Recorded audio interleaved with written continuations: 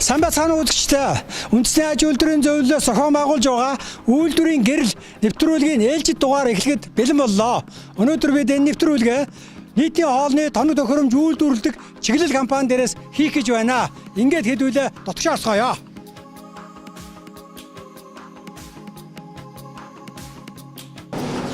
За. Сайхан тавлаг сайхан урьж байна уу? За ажил бизнес үйлдвэрлэлийн ажил хэр явж байна вэ? За их баяртай байна. Сайн явж байна. Бизнес сайн явж байна. За их сайн байна. Үндэсний аж үйлдвэрийн зөвлөлөөс зохион байгуулж байгаа үйлдвэрлэлийн гэрэл нэвтрүүлгийн 3 дахь дугаар явж байгаа. Тэгээд энэ нэвтрүүлгээ танай компани дээрээс эхэлж байгаамаа. Та одоо энэ компани захирал Буматаа бол бид уулзж байна. Компанийхаа тухай та энэ үзэгчдэд танилцуулнө. За баярлалаа. Монгол улсын үйлдвэрлэлийн гэрэл асч байна гэсэн юм сайхан нэвтрүүлгийг хийж байгаа юм байна. Санга зөвлөлийн гүйц захирал жаргал сайхан манайг үйлдвэрт хүрэлцэн ирсэнд туулах баяртай байна. За манай үйлдвэр бол одоо манай компани бол үүсгэн байгуулагдаад энэ жил 30 дахь жилдээ золгож байна. За үйлдвэрлэлийн процесс явагдаад 15 жил болжээ.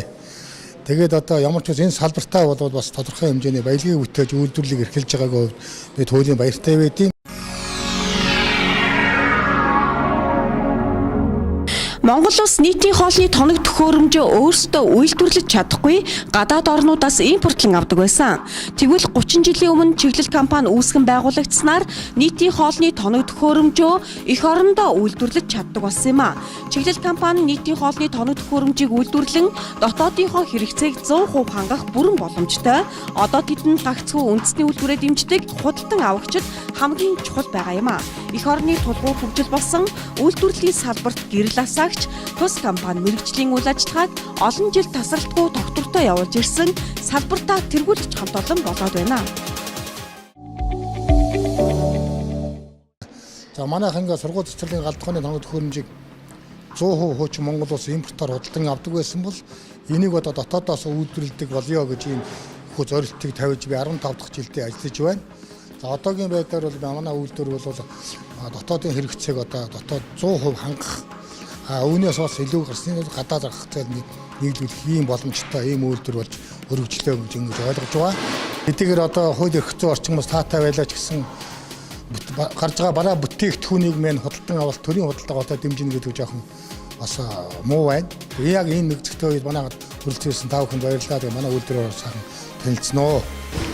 За үйлдвэрлэлийнхаа процессээс ер нь танилцуулах ямар шат дамжлагаар энэ тоног төхөөрөмж маань бэлэн болж байна вэ? За бид одоо тэндээс хуулиатай лист мэ тэнд тодорхой хэмжээгээр ингээд хуулиатай ирсэн байгаа. Тэндээс бол тэнд нь хайчлаад энд шилдэг машин гаргаж байгаа. Энд бол нийтдээ нэг 40 ажлын байр ажиллаж байна. Дандаа хүнсний зорилттой үйлдвэрлэж байгаа. Энд гал нь одоо сургууль цэцэрлэгийн галдхоонд хэрэглэдэг 4 ширмтэй дөхөө огтой цахилгаан бие шингүү, 6 ширмтэй дөхөө огтой цахилгаан бие шингүү тэгээд ийм одоо тоног төхөөрөмжүүд энд одоо үйлдвэрлэгдэж байна. Энд бол одоо бас адилхан 6 хэвтэй хийсэн юм гэж байна. Энд манай залуучуудад хийж байна да. За ингээд сайн Монгол залуучууд ажилтаа хийж эзэмшээ тийм ээ. тий эндээс бүгдээрээс хоргоно, бодлогожуулна. Тэгээд одоо ямар л одоо ажлын байран дээр ажиллах нөхцөл байна. Өөрөөр нийгмийн хадгалааны төлөв, татврын төлөв энэ явагдаж байгаа. За энд Монгол хүнээ дэмжиж яж тийм ээ. Тийм. Монгол хүний ажлын байр дэмжиж хэн хэнийхэн одоо дэмэнд л амжуулж шүү дээ. Өөр арга байхгүй. Би ганцаараа зүтгэж амжилтанд хүрэхгүй олонхоо хүчээр л одоо явагдаж. За энд бол ширээнүүд хийгдэж байна. Хоол удаан барьж хийгдэж байна. 6 шүмтэй би шингүүд хийгдэж байна. За энэ тогоонод хийгдэж энийг үзье. За энэ бол одоо 160 литр хоолыг нэг цагт буцлах чанах тогоо байгаа. Бүх төрлийн одоо хүнсний одоо энд жимсхийн чанж болж байна. Сүйтэй цаа чанар, мах чанар, шөл гарган одоо юу гэдэг шингэн бүтээгдэхүүнүүдийг хийн гэсэн. Нэг цагт 160 кг литр. За хүн нэг 500 г хоол идэх юм бол 350 хүний хоолыг нэг цагийн дотор чанах гэсэн үг байна. Одоо би зүгээр инженер хүний хувьд харж байна л да. Ингээд нээрж төмрийг тийм ээ. Нэг гагнуур бол одоо энэ гагнуур ойдлоо бол одоо үнэхээр юу Япон, юу Солонгос, Монгол залуучуудын энэ ур чадвар бол үнэхээр гайхамшигтай байна шүү дээ. Тэгэхээр ингээд Монгол хүнээ дэмжиж үйлдвэрлэж байгаа бүтээгдэхүүний худалдаа авалтаар аваад байх юм бол одоо өнөөдөр энэ 40 хүн ажиллаж байгаа цаашдаа 400 хүн ажиллах ийм бизнесийн орон зай байгаа юм байна шүү дээ тийм ээ.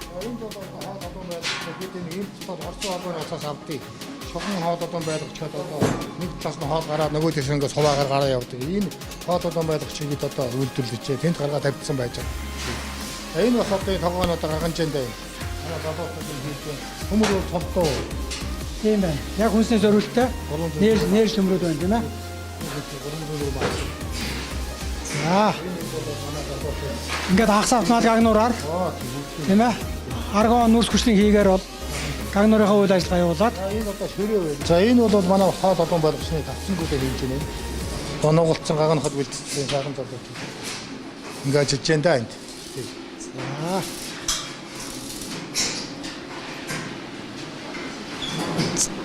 За ингээд сүүлийн автомат нуглуугч, хайж, матагч гэдэг эрдээс тоног төхөөрөмжийг бол үндсэндээ комор Тий одоо ер нь цуглуулсан. Ер нь одоо бид хэд энэ оны сүүлээр төрөөс бидний худалдаа бол дэмжиж өгөх юм бол одоо бид нэг автомат палаза маш харуулж санаатай байгаа.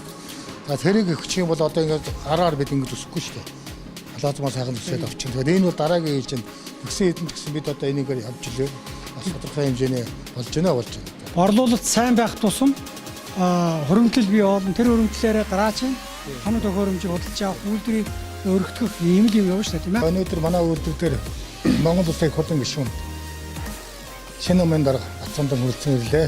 Ингээд жижиг дунд үйлдвэр дүүжлэхэд энэ тухай хууль тендерийн хуулийн хэрэгжилтэд одоо үндсэн цэгтээ яаж явагдаж байна вэ гэдэг талаар одоо бид нар санал тавьж бидний санд гомдыг сонслоо. Дотоодын үйлдвэрлэлийн бараа баялаг бүтээгчтэй үйлдвэрсэн бараа бүтээгдэхүүнийг дотоодын худалдаа авалтанд даван эрхүүгээр худалдаж авах, шууд гэрээ байгуулах,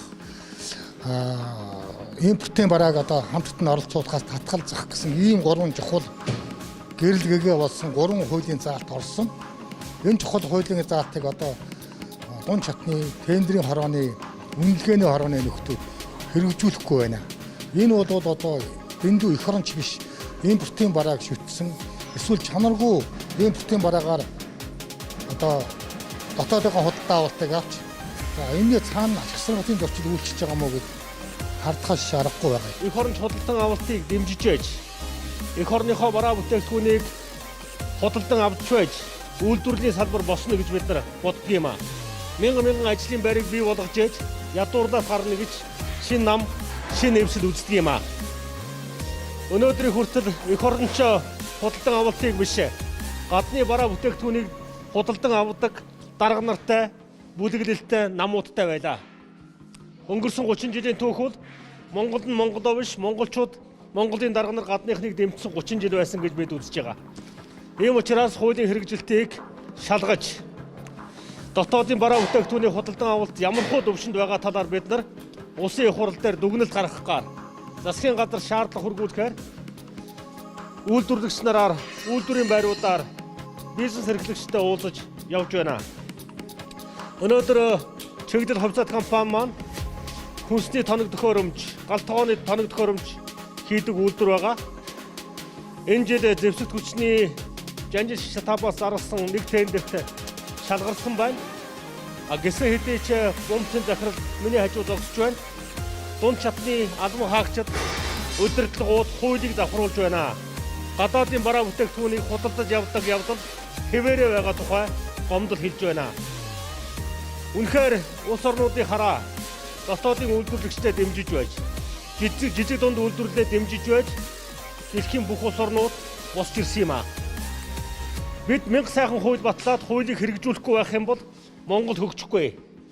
Тэгэхээр өнгөрсөн онд баталсан 2019 онд баталсан манан мафийн эсрэг тэмцэж яж эх оронч худалдан авалтын тухай хуулийг бид нар баталсан юм аа. Жижиг дунд үйлдвэрлэлийн сангийн тухай хуульд бид өөрчлөлт оруулсан юм аа. Одоо хуулийн хэрэгжилтийг шат чадны дарга нараас бид шаардах болно. Энэ 7 хоногт шинэ нам, шинэ эвслийн удирдлагууд 10 гаруй үйлдвэрүүдээр орно. Эх 7 хоногт тендер зохион байгуулдаг, тендер зарладаг, эх оронч худалдан авалтыг дэмжихгүй байгаа албан тушаалтнуудтай нүүр тулж уулзаж шаардлага хургуулах болно. Монгол улсын хувьд шат чатандаа хэрэгжих ёстой гэж бид ойлгож байгаа. 30 жилийн хугацаанд импортын бараа дэмжсэн энэ ченжийн сэтгэлгээтэй явж ирсний хор уршиг одоо хүртэл бол арилахгүй байгаа даа тийм ээ. Улсын хурал засгийн газрынхаа төвшөнд дотоодын үйлдвэрлэлийг дэмжих шийдвэрүүд, хууль эрх зүйн актууд гарсан мөртлөө дунд доод чадандаа хэрэгжүүлэхгүй ирээний эдийн засгийг дэмжих дундаас нь завчаа хийх, авилгал авах ийм байдлууд бол бас тасрахгүй байгаа нь харамсалтай. Гэхдээ энэ бол явандаа ингэ шийдэгдэн байх гэж бид итгэж байна. Тэгэхээр өнөөдөр нийтийн хоолны тоног төхөөрөмжийн үйлдвэрлэл бол жилдээ нэг 10 тэрбум төгрөгийн одоо зах зээлийн багтаамжуул байгаа. Цаашлаад ингээд өрхийн одоо галзуухны хэрэгсэл тийм ээ малч зориулсан одоо тоног төхөөрөмж үйлдвэрлэл цэлбэгийн бүтээгдэхүүн үйлдвэрлэх юм бол энэ бол үндсэндээ нэг 40-50 тэрбум төгрөгийн зах зээл бол байгаад байгаа. Тэгээд энэ зах зээл рүү одоо шилжин орж үйлдвэрлэгээ үйл ажиллагааг өргөжүүлж ажлын байрыг олноор бий болгож шинэ технологи инновацийг нэвтрүүлэх чиглэлээр танах одоо ямар стратеги төлөвлөгөөтэй ажиллаж байгаа вэ? За баярлалаа. Ер нь сүүлийн 30 жил гэдэг бол хамгийн сүүлд гэж яригдж байгаа юм. Уг нь энэний урд социализм үед бол бид өчнөө сайхан үйлдвэртэй байсан. Би бас тэр үйлдвэрт ажиллаж байсан ажилчин байлаа. Тэгээд одоо зах зээлийн шуурганд ёстой тэгэл тэр сайхан үйлдвэрийг төмрийн хоогон дээр ачаад үйлдвэрийг ачаад байрын суллаад ажилчдын годамжинд гаргасан. Энэ одоо эмгэлтэй түүх бол сайхан юм санагдаж байна. За золоор одоо бас яг бид ингээд араас нэг үйлдвэрлэгчдийн инженер техникийн ажилчдын одоо нэг бас тодорхой хэмжээний байж үлдсэний хүчинд яг энэ одоо 30 жилийн өмнөх нь энд бас үйлдвэрлэгчд маань одоо урган соёолж гарах гэж байгаад бас баяртай байна. Тэгээд одоо бид хууль хэрэгцээ орчин сайн бүрдсэн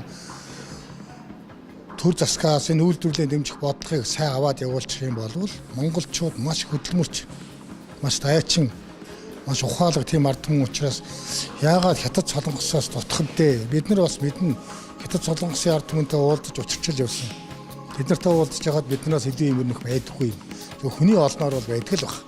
Манай залуучууд маш хурдан цатгин, маш оюухан цайтай ер нь дэмжээд өгөө зөв арга нь олох юм бол юу ч хийж чадна гэдэгт бол отхон дэргэлцдэггүй байна.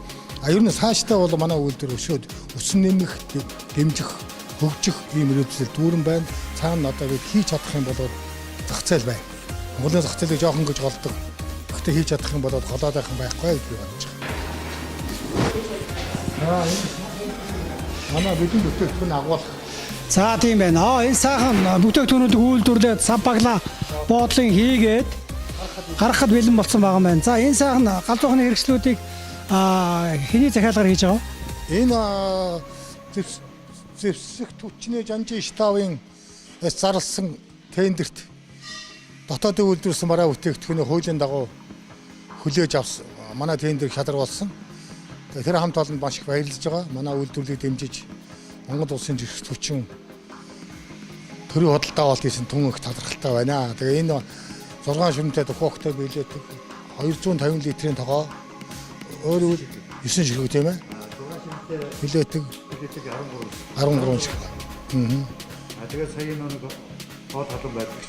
Тэгээд эдгээр ингээд худалдаа авалт хийсэн байгаа хүрэхэд бэлэн болоод байж байгаа.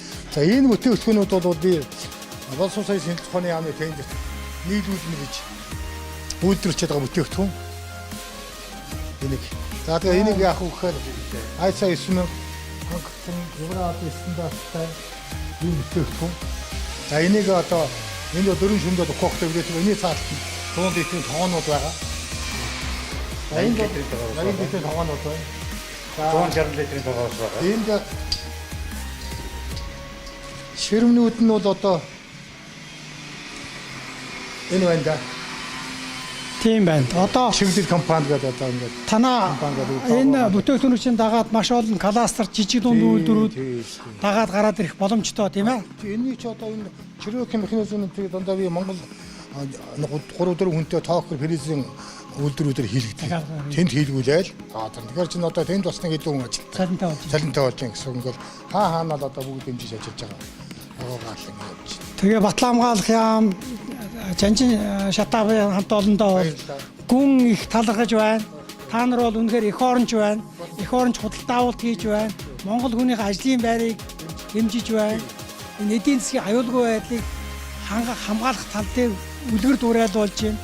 Тэгээд манай энэ цэргийнх нэг манай Батлан хамгаалах яам, манай энэ жанжин шатаав энэ үлгэр дуурайлаа. Бусад төрийн байгууллагууд дотоодын үйлдвэрлэгчтэйгээ хамтарч ажиллаач. Ам нэгтэй ажиллаач. Энэ нийлүүлж байгаа бүтээгдэхүүнтэй баталгаа засварын өгнө. Нийлүүлсний дараах техникийн засвар үйлчилгээг хийн, буух эзэнтэй буцах хаягта Монгол хүнтэйгээ Монгол компанитайгаа хамтарч ажиллахыг бас та бүддээ уриалж байна. За баярлалаа. Хүний хэрэгцээтэй юмыг олж үйлдвэрлээд нийлүүлэхийг л бизнес гэж байгаа шүү дээ. Тэрнээс бол нэгтэй мундаг онл яриад юм уу би сайн мэдэхгүй. Тухайн хүнд юу хэрэгцээтэй вэ нү? Тухайн байгууллага юу хэрэгцээтэй вэ нү? Түүнийг бид үйлдвэрлээд тэгээ хамтхан байх хэрэгтэй, чанартай байх хэрэгтэй. Тэгээ түүнийг хэрэглэгчд нийлүүлэхийг л зорж байгаа юм. Тэр нь одоо ер нь бол хий бүтээ олгыг явж яхад бол дараа нь бол тэр мөнгө олох ажил нь бол хараа юмд орж ирнэ. Эхлээд мөнгө олох тухай бодох юм бол чи ямар ч амжилтанд хүрэхгүй. Би шууд хэлж хэлсэн. За өнөөдөр Монгол улс 19 оны одоо статистик тоо үзүүлэлтээр бол 11.4 тэрбум долларын эдийн засгийн эргэц бол байсан. Үүний нэг 6 тэрбум 43 сая нь бол дандаа импортын бараа бүтээгдэхүүн байсан байна. Тэгэхээр 6 тэрбум долларын мөнгө урсгал дээр бид нар нэг 200 мянган хүний ажлын байрыг бий болох бүрэн боломж байгаа маа. Тэгэхэд импорт оруулсан энэ үйлдвэрлэлийг дэмжиж цаашдаа экспорт нь гаргах энэ чиглэл рүү явуулахын тулд одоо дотооддоо үйлдвэрлэж байгаа бараа бүтээгдэхүүнтэй ижил төстэй гадаадын бараантай татварыг нэмэгдүүлэх ёстой юу? Та энэ талаар байр суурь илэрхийлэхгүй юу? Тэр асуултан дээр бол тодорхой хэмжээний зах зээл дээр бол энэ татврын бодлогоор дэмжих хэрэгтэй. Жишээлх юм бол гадагшаа гарч байгаа тоног төхөөрөмж уу үйлдвэрлэсэн бараа бүтээгдэхүүндээ бид татвар төлдөггүй баймаар. Орос руу гаргахад, Хятад руу гаргахад жишээлх юм бол би Монгол Улсын ерөнхий сайдыг тавуулсан бол нэг хүсэлт хэлнэ. Та одоо Оросын холбооны улсын зах зээлд хил орчмын худалдааг 0 татвартайгаар явуулдаг болгоод өгөөч гэж гуймаар байна. Тэгэх юм бол бид дотоодын үйлдвэрлэлийн өчнөө бүтээгдэхүүн маань Бурятийн ард түмэн, Халимгийн ард түмэн, авъя одоо Өвөр Монголын ард түмэн авъя гэсэн тэр зах зээлийнх нь эх орон сэтгэлгээ тусанд нь байгаа байхгүй. Тэрийг бид одоо дэмжиж эндээс нь яаж хийлгээ нэг юм бүтээгдэхүүнээ татваргүй оруулцдаг тийм хууль өгч болцсныг хоёр хуршийнхаа удирдлагуудад танилцуулаад тодорхой хэмжээний амжилтанд хүргэж юм бол бид нар маш хурдан бас хөгжихний гарц байна. Дараа нь бид хүн болгон яаж хийж яваад өнөөдөр 14-ний илүү байсан ч гэсэн дотоодын үйлдвэрлэлийн барааг худалдаж авлаа гэхэд нөгөөдөр таны өгсөн 10 төгрөг маргааш улсад хөрөнгө оруулалт болж байгаа шүү. Нэг удаа ч гэсэн алдаа гаргасан байж болно. Тэр чинь ингээ баг багаар засаа сайжсаар яж байгаад сайн одоо бүтээгдэхүүн болно ш. Тэрнээс нэг өдөр бид сансар хөлийг хийж чадахгүй нь ойлгомжтой. Аль ч орнд тийм байгаагүй. Тэгэхээр бид нэг ийм өөрсдөө үйлдвэрсэн бүтээгдэхүүн үйлдвэрлэхээр тэндээс авчираад энд ухсарсан юм гинлээ. Ингэж авчираад юу яасан одоо юу нэ тонгосон юм гэлдэ гэж ингэж ярьдаг. Тэгж ямар ч том одоо фермийнхэн бүгдээрээ нэг ширхэг үйлдвэргүй мөртлөө угсаа гаргаж байгаа том оюутан үйлдвэр байгаа шүү дээ. Тэгээ энэ манайхын сэтгэлгээ яриагаан жоохон өөрчлөлмөр юм уу гэж дотроо бод. Сая одоо бид коронавиг гэж ярьлаа. Нэг баг ганцхан маскны үйлдвэртэй. Тэгэхээр Монгол улсын жижиг дунд үйлдвэрлэлийн сангаас зээл авсан тэр олон дарга нар нь авчихаагүй бол хэдэн ч маскны үйлдвэр эрүүл мэндийн яамыг маскад арчих байсан билээ хэмээн. Өөрийнхөө хийсэн бүтээгдэхүүн эргээд харах энэ өстой сайхан болж тээ гэж бодох сэтгэл нэг сайхан уюу бахархуу штэ омгшуустай бас байдаг байхгүй. Тэр бол хамгийн жаргалтай юм тэр. Тэрнээс одоо яг энийг ингэж үйлдвэрлээд тэдэнд хөргөөр зарлаа та гэдэг бол нэг тийм жаргалтай биш. Би энэ дээр нэг юм л би яг нэг банчны машин, буусны машин гэл зармны машиныг худалдаалдаг. Надад тийм олон зөндөө орж ирчихсэн. За би энэ бууц хийдэг машин авмаар байна. Үнэтэй шүү дээ. Миллионтой машин их та чи яах ч би төсөвчөд авах гэж байгаа. Бууз хийгээл даран зарна өстой мөнгөний олон штайгаа та над ажих зарчмын технологид өгч. Тэгэхээр би хэлдэг. За миний дүү тэгвэл бууз хийж гэртээ бууз хийж зарж үтсэн үү? Хоёухан гэртээ бууз хийгээд хүний лангуун тавиулж зарж үтсэн үү гэсэн чи өгч байгаа. Тэгэхээр тэр хүүхдээ тэр чин цагт одоо 4000 бууз хийх машин тэр хүүхдэд машин хэрэггүй шүү дээ. Тэгэхээр чи эхлээд гараараа буучих гээд түүнийг танд хүний халангуугаар юм уу эсвэл өөрийнхөө дэлгүүрийн лангуугаар ч юм уу эсвэл гадуур хараагаад тэгээ буузаа хийгээ сурчих үзчих. Тэгээ борлуулалт нь ямар байдгийг зовлонгийн мэд Тэгээ дараа нь өөрөө бүр гэртээ хийдэг байсан бол жоохон жижиг сажиг хөгжүүлээд 3-4 үлээ хийж үз.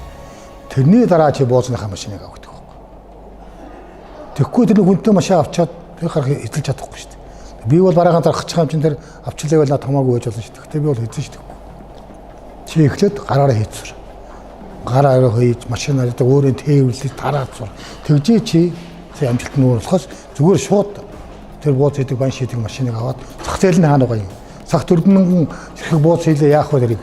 Тэгэхээр ийм хөө юм зөндөө байдаг. Энийг одоо энэ эрхэлж байгаа бизнестэй холбогдолтой юм бол. Дээр нь асаадаа тэгэл олон тийм хүн байт юм доо. За зарим хийх чинь технологи мэдэхгүй, спес яаж хийх мэдэхгүй байж би тийм цаг төчнэн зарим хийх юм авах гэж байгаа гэж ингэж явж идэг. Тэгэхээр энэ бол болохгүй. Сүүлд нь 5 дахин над тусуулсан шүү гэж. Ягаад гэвэл эрсдэл би хамгаалж гисэн байхгүй.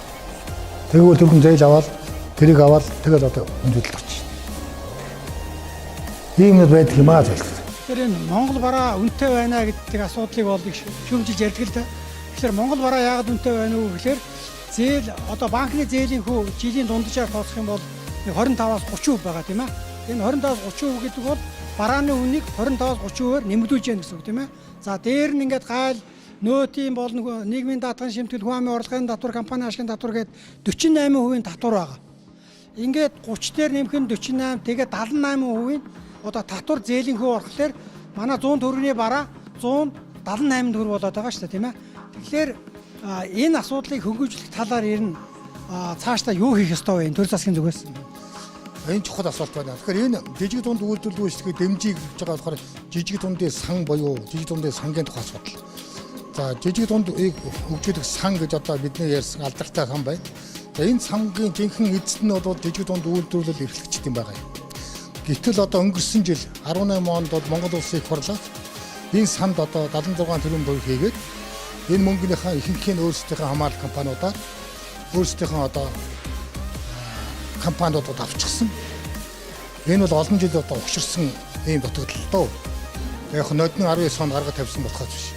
Баярг хөтөж тэмцэх холбоо 19 оны форморын анхны жижигдээ сангийн тухай асуудал гаргаж тавьсан. Гэтэл тэр сан чинь жилийн 3% үүтэй. Тэр сангийн мөнгийг аваад татгалзан зээлийн хорсгоор дамжуулаад бидэнд хэдэн хувийн зээл өгч байгаа байлээ. Тэр их өндөр хүүтэй мөнгөөр зээл авсан бүтээгдэхүүн чинь үнэтэй байхаас өөр яах вэ? Өөр арга байхгүй шүү дээ.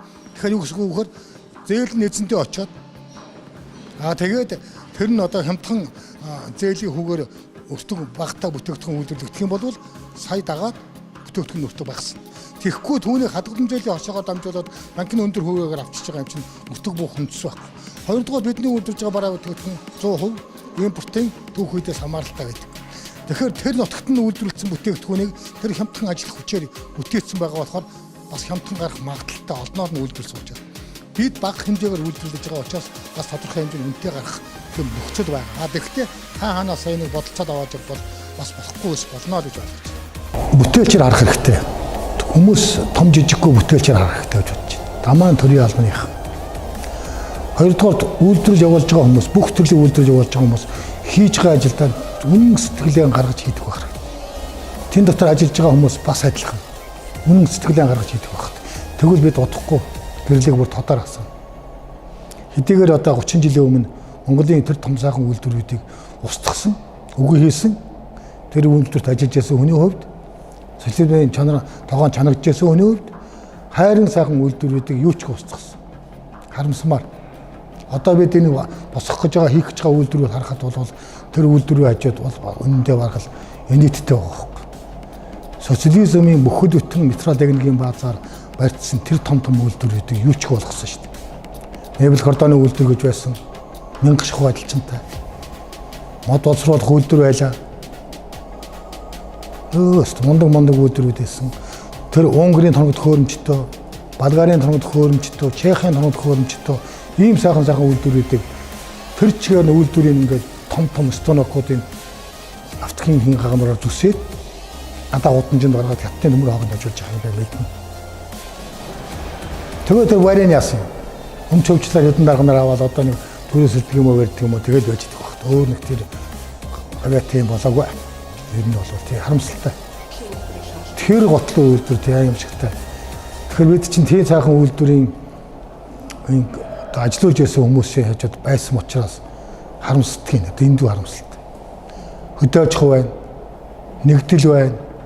Юу ч устгасан шүү дээ. Биений дэвнээ таллаас нь бүтээгдэхүүн авчирч хагаад нэг нь би үйлдвэргүй мөртлөө бүх бүтээгдэхүүнийг авчаад ухсарчдаг.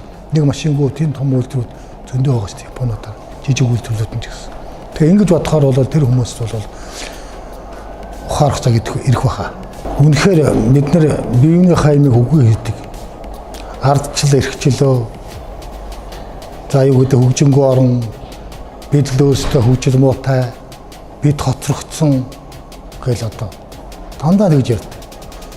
Гэхдээ тэгээ бид хоцрогдсон гээд бид хөгжөөгүй ядуу байсан гээд бид тусгаар тогтмол газар шороо ашигт малтмал эв дэмжин эрхчлөө бүх юма авч үлдсэн өвгдээдсэн залгууд зан удамжлал өвгдээдсийн хүмүүжсэн сургаалыг авч үлдснээрээ тэр хөгжилтэй орнуудаас бид нэр юугаар хатарсан бүр илүү гарч байгаа. Дамаа монголчуудын ах дүүсийг бие биенээ дэмжих, хамаатан саднаа дэмжих. 5 төгрөг болох юм бол түүнийг игчигийн дүүгээ бусдаагаа дэмжих юмсан. Одоо солонгос нэг нь яваад бусдаагаа дуудаж авчирч ажил хийлгүүлэл амдалах хөөгөө нөөдөн татах гэл ингэж явж байгаа юм чинь ингэж байгаа цус бол ганцхан Монгол хүнд байгаа. Гадны хүнд байхгүй. гэж би бодож байгаа. Жишээлх юм бол Монгол хүн бие биенээ дэмжиж ажиллах юм. Тэгэхээр одоо жижиг дунд үйлдвэрлэгчид бол манай бизнесийг дэмждэг хүмүүс байдаг шүү дээ. Малчд байна. Сүү зүүн бүтээгдэхүүний одоо юу яад олсруулдаг. Жимсгнийхэн байна. Махны үйлдвэрүүд байна. За тэгээд савнгийн үйлдвэр хүртэл биш Монгол. Тэгээд тэр бүтээгдэхүүний чанах тогоо, шарах тогоо гэх юм гэхээр манайхнаас бүтээгдэхүүн дахиад авдаг юм бас их байдаг юм аа. Тэгэхээр бол энэ жижиг дунд үйлдвэрлэгчид бие биенээ дэмжиж байгаа. Сүүлийн үед том компаниудаас дахиад гарах юм хэлгээд байгаа. Одоо Номон байна. Хорд компани байна. Эдгээр бол манайхаар бас нэлийн хийлгэсэн. Энэ бол одоо зүй юм аа гэж бодож байна. За ингээд нэг хөгжлийн үе таалга нээгдэж эхэлж байгаа шиг байна тийм ээ. Үйлдвэрлэл асч байна. Энэ манай үйлдвэрийн дарга дөөл бодрох гэдэг. Сан байна уу? Та бүдэд баяр хүргье. За баярлалаа. Та бүдэд ч гэсэн баяр хүргье. Ажлын дараа бичлээ.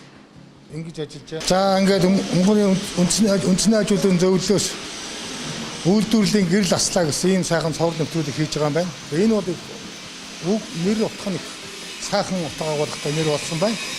Тэгэхээр Монгол хүн бол төрчхөөд Монгол газар шороон дээр бий болчихоо. Тэгээ Монгол хүнийхээ хийсэн бараа үлдээгдэхүүнийг худалдаж авч чаддаг тийм нэр зоригтой төрийн албан хаагчтай тийм нэр зоригтой ард түмэнтэй бодох цаг бол удахгүй бахаа гэж бодож байна. Тэгэхээр манай үйлдвэрлэл дээр үнэхээр одоо хүрэлцээсэн баярлалаа. Тэгэхээр энэ эхлэлийг маань цааш нь давалгаалаад аваа явчаасаа төрийн албан хаагчид ард иргэдийн өөрөөсдийн сэтгэлээр үндснийхээ үйлдвэрлэлүүдийн гэж их хөрн чадaltaа авалтыг болоод хийж чаддаг ийм зориг төвхтэй байгаасаа гэж хүсэж байна. Одоо дараагийн үйлдвэрүүдээр ингэж явж байгаа бол бүр тэрний дараа хойшлын манай үйлдвэрээр ихэд бүр сайхан өргөжтсөн өнөөдрийн байснаас өшөө олон одоо үйлдвэрлэгчид манай бүтээгдэхүүнийг худалдаж авсан байх болоо гэж ингэж одоо дүүрэн ихтэй байна. За ингээд үйлдвэрийн гэрэл нэвтрүүлгийн ээлжид дугаар өндөрлж байна. Монголын үйлдвэрийн гэрэл улам тод асуултаа. Ура!